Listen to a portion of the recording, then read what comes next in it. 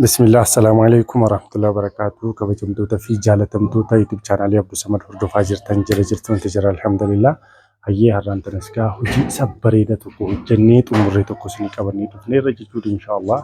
Manni kun egaa iddisaataaf nuuf kennamee ture jechuudha. Nutis haala qulqullina qabu, haala bareedina qabu akkasumas haala diizaayinii isaa xaxannaa ta'eef haala sabanaatiin hojjennee gaa akkanatti bareechinee egaa haala wucii isaallee ilaalaa jirtanii keessa isaallee walumaan hordofna. Mana kana guutumaa guututti wucii isaas keessa isaas kontiraata qabannee hojjenneerra jechuudha. Baay'ee bareedaa egaa diizaayinii qalamaatii jalqabnee korniisii diizaayiniitii jalqabnee wantuma hundaayyuu egaa numatu hojjete jechuudha inshallah. Hojiiwwan akkanatti babbareedu kan inni barbaadan ijaarsa manaa fi hojii jibsanii akkasuma biratti bilbiluun sinirraa eegama jechuudha. Wanta bareedaa yoo barbaadan inshallah keessa isaa immoo koottaa walumaan laallasin jechuun barbaada inshallah.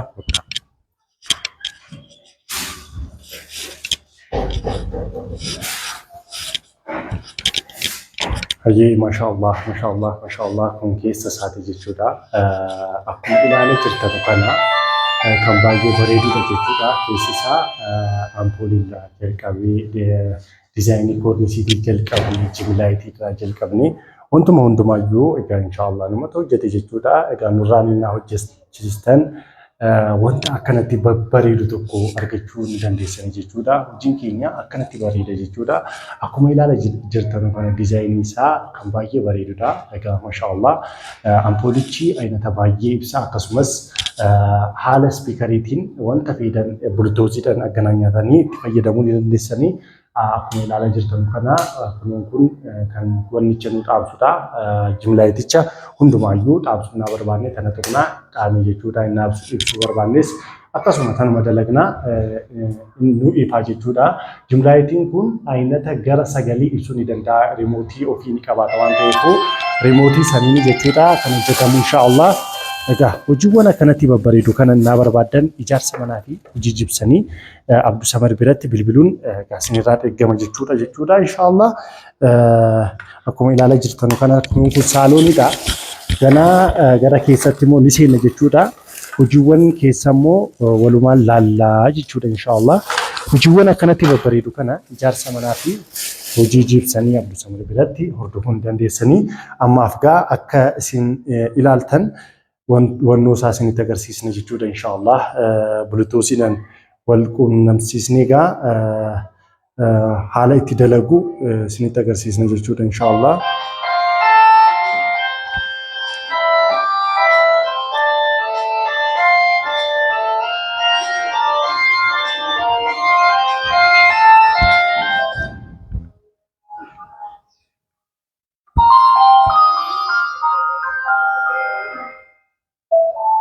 Hayyee kanatti amma waliin nu quunnamsiiseera waan ta'eefu amma wanta barbaannee bannee gaa dhageeffachuu ni dandeenya. Fakkeenyaaf ani nashiida yoon filadhee nashiida bilbila kooti irratti akkanatti nan tuqa jechuudha.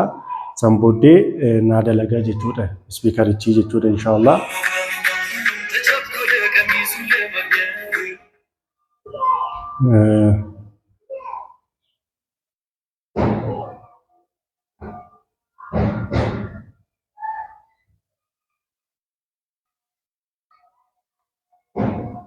Qatar ko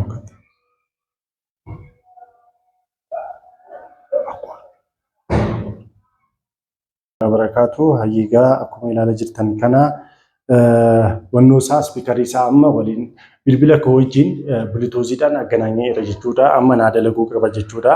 Baay'ee zabanaa'idha mashallah. Akkuma ilaalaa jirtan kana ibsaa gara shanii oliidha jechuudha kan qaayyaru. Akkuma ilaalaa jirtan kana kan baay'ee bareedudha jechuudha. Ilaallee kunuun kun jira akkasumas akkuma barbaannetti gaa jijjiiruu ni dandeenya jechuudha mashallah. Amma fakkeenyaaf asirraa bilbila kootirraa akkana naan tuqu naa dalagaa jechuudha. Amma bilbila kootirraa jechuudha. Amma akkuma ilaalaa jirtan kana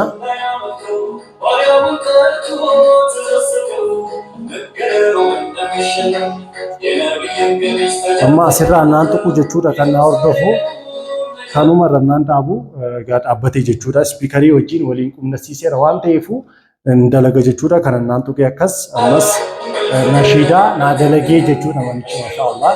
Akkuma ilaalaa jirtan kana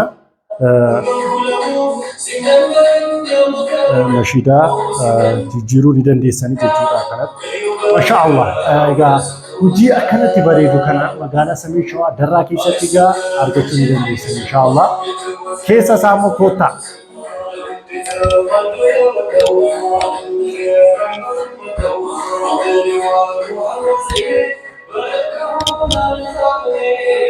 Akkuma ilaalaa jirtanu kana amma egaa eessa jirraa kooliidarii jirraa jechuudha.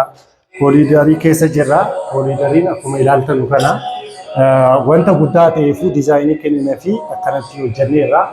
Egaa maashaallah nama baay'een mana sirriitti ijaallateedha. Abboleettii teenya jazaakumullahu khairan achitti ittiin hojjettee jechuudha wanta jiru. Egaa nuuf hojjedha akkuma keessanii godhaati. Amaanaa isinirra ol kaa'eera hojjedha bareechatiin as rakkattanii nu jettee.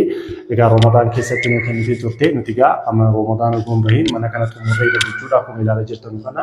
Kooliidariin kana fakkaata qalama isaallee akkuma ilaalaa jirtan kana baay'ee qulqulluudhaaf kan baay'ee bareedudha maashaallah. Katamaa keessatti kan sirriitti barbaadamu jechuudha. Egaa akkuma ilaalaa jirtan koottaa hordofaa kan immoo kilaasii isa tokkicha jechuudha. Egaa akkuma ilaalaa jirtan kana ababaa tarsiidhanii kan hojjenneef jechuudha maashaallah.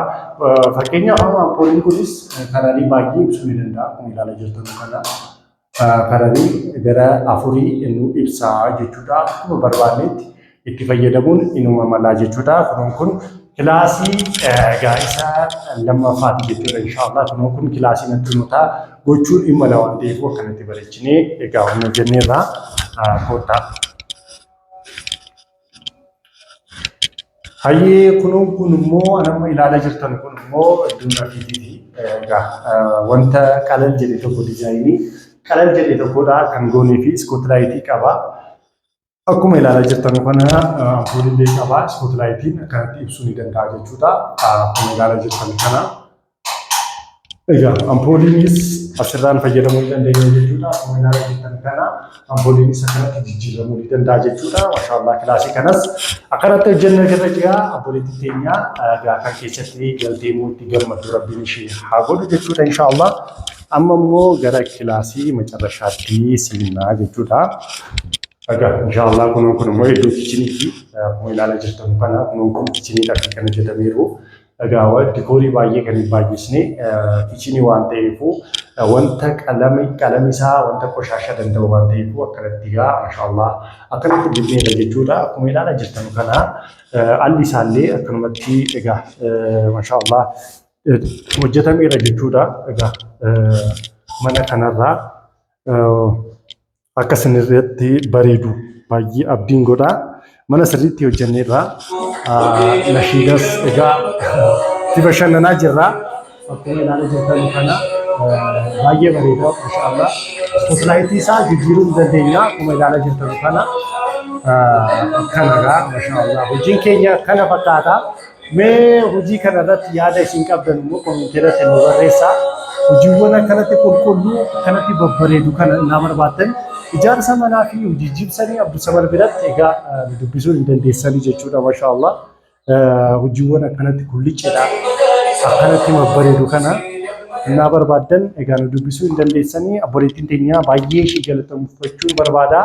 Hojii keenya kana egaa akka hojjennuuf egaa abdii nutti gootee mana kana nu kennuu isheetiif baay'ee galata nurraa qabdi jechuudha. Mana ishees akkanatti qulqulleessinee egaa xumurreedha jechuudha. Egaa jazaakumullahu khairan jazaa wanta manaan ol qabatee wantuma barbaaddan nu dubbisuu ni dandeessanii jechuudha inshaallah. Nutis akkanatti qulqulleessinee isinii hojjenna jechuudha. Hojiiwwan qulqulluu guyyumaa guyyatti na barbaaddan immoo ijaarsa manaa fi hojii jibsanii Abdusamad biratti yoo bilbiltan wanta qulqulluu akkanaa kana argachuu ni dandeessanii. Jazaakumullahu khairan jazaa. Assalaamu alaykum wa rahmatullahi wa barakatuh. Assalamu alaikum wa rahmatullahi wa barakatuh. Kabajamtoota fi jaalatamtoota YouTube channel Abdusamad hordofaa jirtan har'aan tanas mana isa xumurree egaa as rakkabuuf egaa tattaaffachaa jirru isinitti agarsiisna jechuudha inshaallah. Manni kun barandaa isaarraa akkanatti maayikaallee cufnee jirra. Akkuma ilaalaa jirtan kana korniisis diizaayinii haala bareedaa ta'een egaa dibnee hojjennee xumurreedha jechuudha. Koottaa nu hordofaa.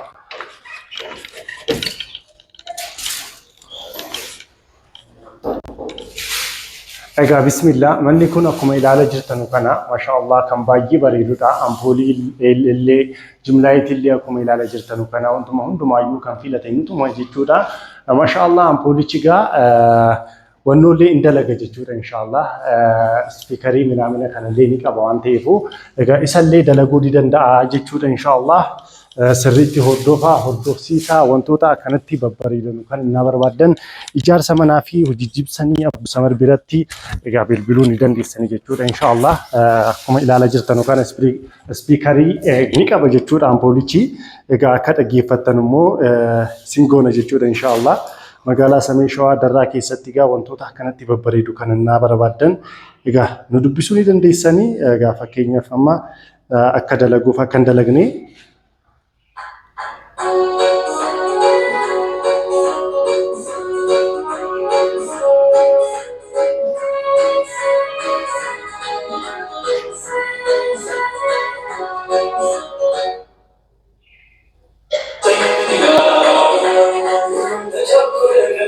ilaalaa jirtan kana maashaallah ilaalaa jirtan guyyaadha. Ofuma isaati amma dalagaa jira jechuudha haala spiikariidha jechuudha akkuma ilaalaa jirtan ibsaas ibsuu ni danda'a akkuma ilaalaa jirtan kana dalaguus ni danda'a jechuudha. Ibsaa adda addaa qaba maashaallah kontiinanii riimootiilee ni qaba jechuudha akkuma maashaallah kan baay'ee bareedudha jechuudha. Akkuma ilaalaa jirtan kana maashaallah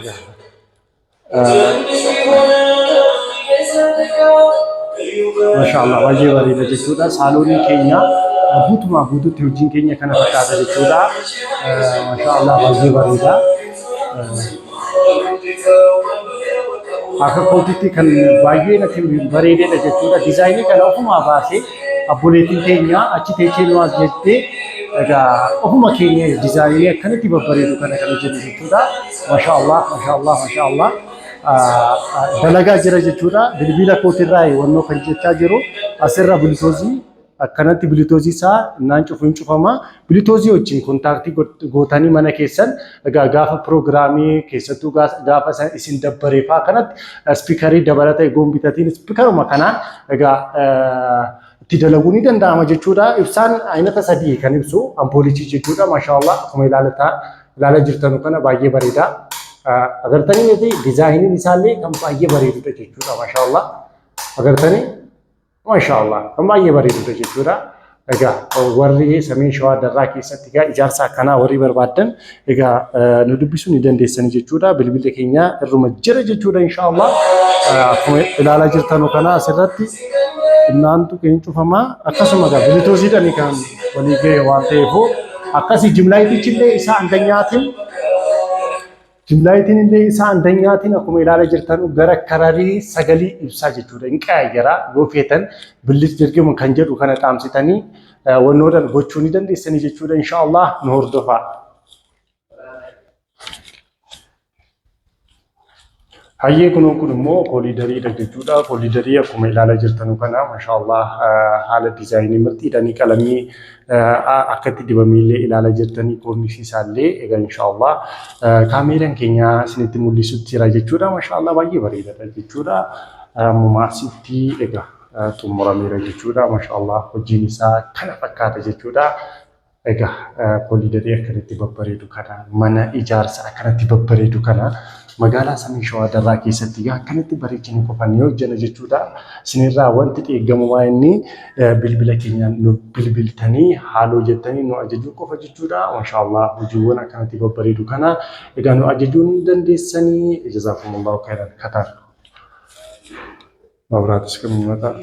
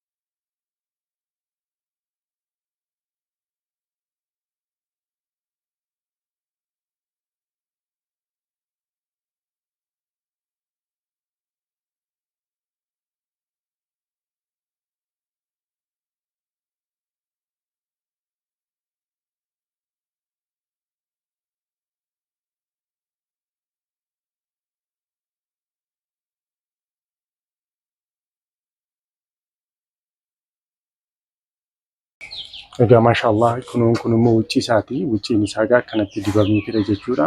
Manni kun kana dura akkuma ilaalamaa isin jallakkisee ture jechuudha. Goonni hojjetameen kana fakkaata jechuudha maashaallah. Akkuma ilaalaa jirtan kana foddaan hordofaa isiniin jenna.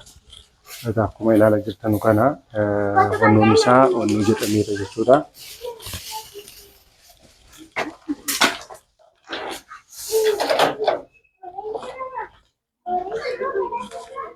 Egaa akkuma ilaalaa jirtan kana maashaallah egaa wanta sirriitti bareedu tokko jechuudha maashaallah. Akkuma ilaalaa jirtan kana kunoo kun duuba isaatii duraanis immoo fuuldurarraan kan hojjetamedha jechuudha. Kunoo kun egaa shimbiraa galfii tagarafee san booddee qalamii dibamudha.